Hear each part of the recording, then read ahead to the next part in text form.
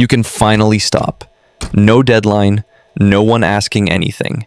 The day is open. And still, something in you reaches for a task.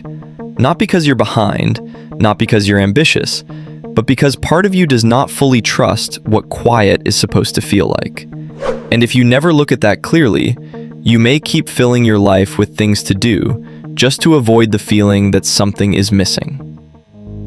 Most people assume that when the pressure lifts, they will finally feel free. But a lot of people describe something different.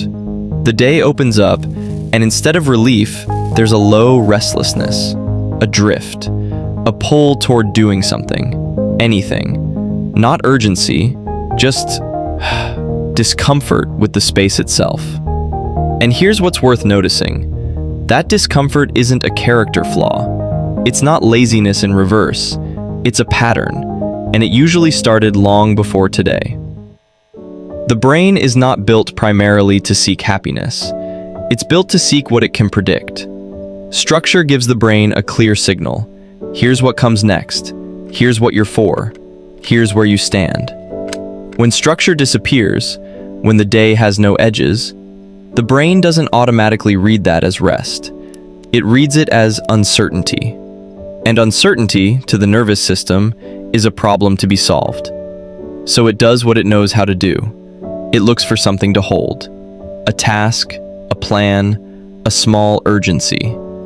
Not because you love being busy, but because busy has always told your system what to do next. Think of it like a compass that only works when there's a direction to point to. Remove the direction, and the needle doesn't rest. It keeps searching.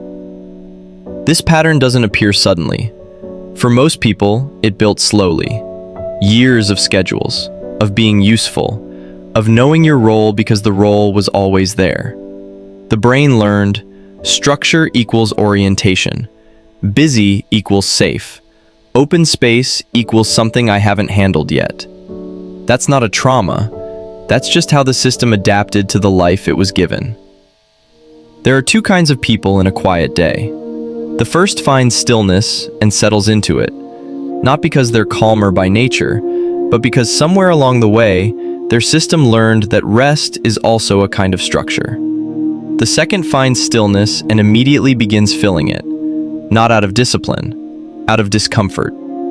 The second person isn't broken. They're just running a very old program. One that says, if nothing is demanding you, you might not matter. If nothing is pulling at you, you might be missing something. That's the quiet cost of a life built around structure. When the structure lifts, the self feels lighter than it expected. Not in a good way. In the way of a ship that's been tied to a dock its whole life and suddenly finds open water. Not free, unmoored. When this pattern goes unnoticed, it tends to show up in specific ways. The weekend fills itself. The holiday ends before it started. Rest turns into a to-do list, and silence gets replaced before it has a chance to say anything.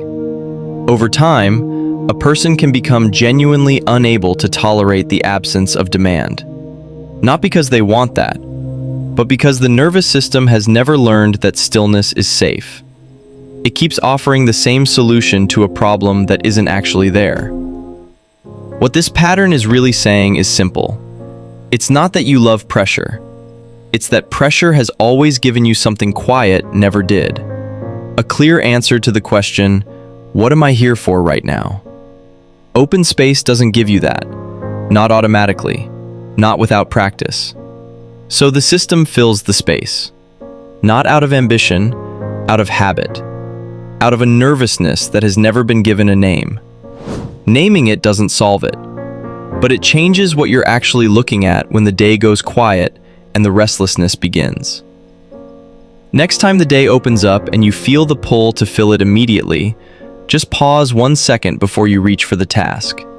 Not to fight it, just to notice, is this what I want? Or is this what my system knows? That's enough. If this hit you, watch this next. Why you feel better when you're needed.